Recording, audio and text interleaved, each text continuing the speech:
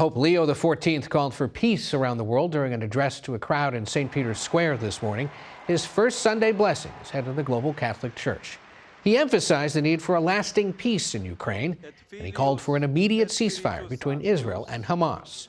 Earlier this weekend, the new pope held his first meeting with the College of Cardinals. After that meeting, we spoke with Chicago Cardinal Blase Cupich about what the new pope said and what it means for the Church and the world's 1.4 billion Catholics. We know that one of the things he discussed with all of you is concerns about artificial intelligence, saying that it is one of the critical issues facing humanity. Did he explain why? He said that in the context of linking to the work of Leo XIII during the moment of the Industrial Revolution, saw that as a new era. And so he sees this opportunity right now of his service as Leo XIV to take up the challenge of a new technology, namely artificial intelligence, and what that means to humanity. He offered those remarks to give us an idea that he sees that we are at a new moment in history and that the Church has to be sensitive and aware of what's going on. I imagine this will be the subject of great prayer and reflection by him and by all of you, but what possibly could the Catholic Church do to regulate or police or control the use of artificial intelligence? I think it's probably up to legislators to put in measures that regulate. I think what we can do is to speak to the moral and human issues that are involved as this technology develops. How is it that we can continue to preserve our humanity and also grow in it? I think there are some wonderful opportunities for artificial intelligence, but also some challenges that are unforeseen. The measuring rod has to be, however, what does it do to our human nature? What does it do to our ability to act in a very human way? Those questions, I think, we are very well versed in to be able to speak to and offer the world some advice. You know, anytime a priest, a bishop, a cardinal begins a mass, you always begin by saying, "Peace be with you." And it was one of the first things he said from the balcony there in St. Peter's Square when he greeted the crowd. I'm curious, as Pope, what does he make of this world on fire, and what can he possibly do to bring peace to the world? He wanted to make sure that we as a church presented to the world the opportunity to bring a kind of peace that begins in each one of our hearts. We do see, as Pope Francis said, a world war that's being fought piecemeal. And so my hope would be that he would be an agent of peace, looking for ways in which humanity can be challenged to look for ways in which the differences that we have can be resolved in a peaceful way. You know, the other thing that comes to mind here is that the cardinals came to a decision in just 24 hours. Here we were over 130 men representing over 70 nations, and we were able, despite all of the differences that we have in language and culture, to come to a decision in a unified way.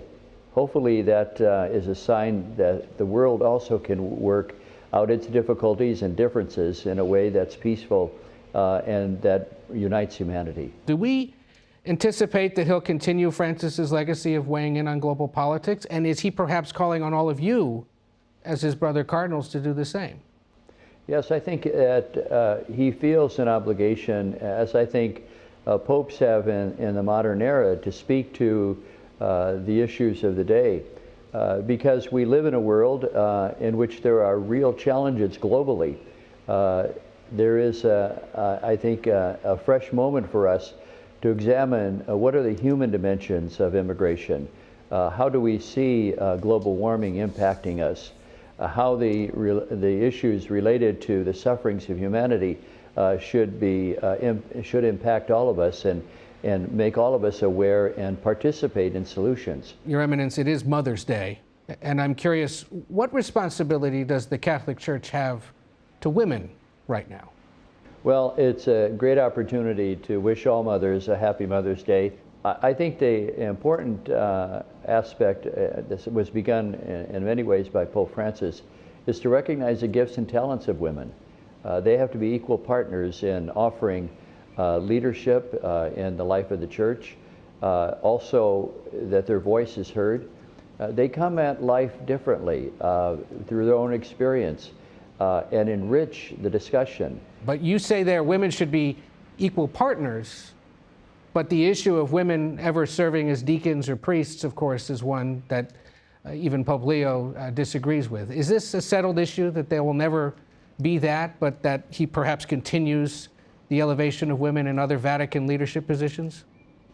Well, yes, because I think that what the question comes down to is, how do we give a place in the life of the church, especially in leadership, and also to have the wisdom of women brought forward in the life of the church? Pope Francis has done that in making, for instance, the governor of Vatican City for the first time a woman.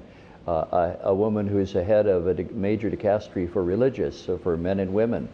And so he has looked for ways in which the very gifts and talents of women can be put to the service of the life of the church. And I am very sure that Pope Leo XIV will do the same. Let's get to the question that I think is on the minds of many Americans still. We can't quite fathom the fact that an American is now Pope.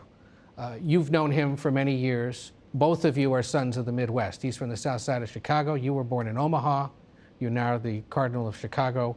How do you believe his papacy is going to be shaped by his Midwest roots? I think that he now has a lot on his shoulders, and having been born in the city of big shoulders, I think he's up to the task.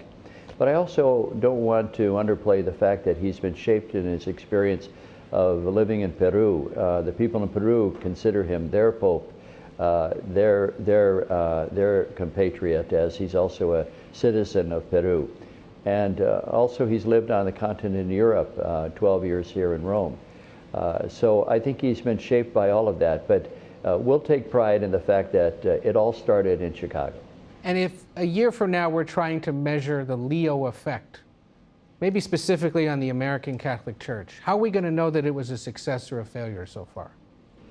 Well, I think that let's give him time. You know, maybe a year is too quick of a time period to make that assessment.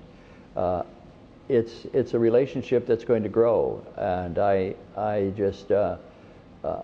think that someone who speaks like an American to Americans is going to be an opportunity, a fresh opportunity, to reintroduce the social teachings of the Church in a way that's going to make us take a second look at all of that as Catholics in the United States.